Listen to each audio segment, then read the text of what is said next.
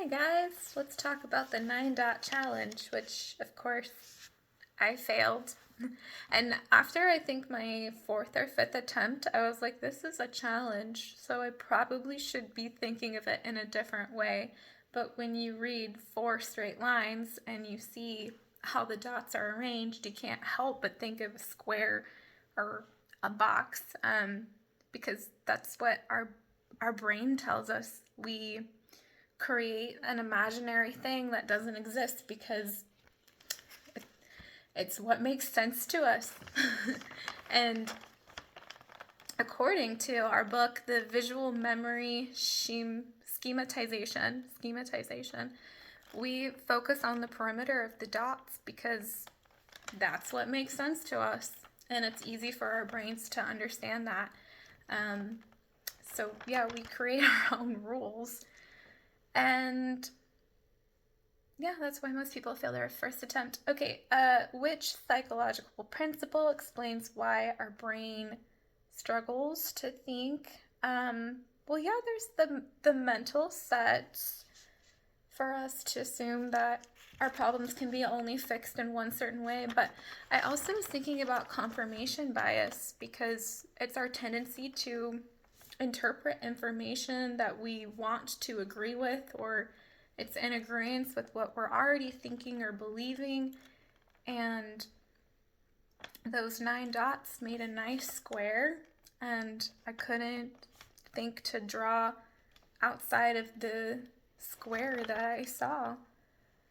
And a flash of insight. So you guys know I work in special education. I work with some students who can be challenging, and it's easy for us to look at challenging behavior as, oh, like this kid's being defiant, or this kid's just doing whatever they want. But the reality is there's always a need behind a behavior.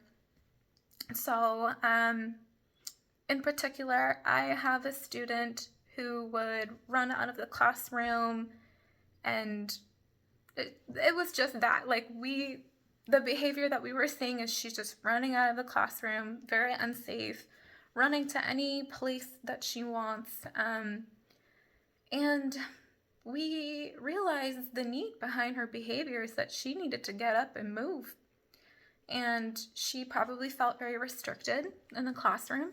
And so we created a little schedule for her where she gets like 10-15 minute breaks, and we take her out of the classroom, whether it's like a walk outside or to an available gym, and she gets that time and that space to move, because before she was stuck in the classroom and had no space and didn't really have the ability to move to what she needed.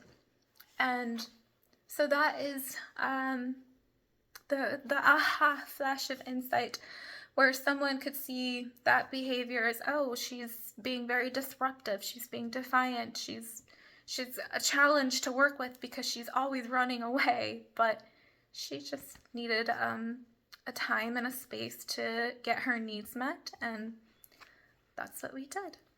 All right, that is it for this week.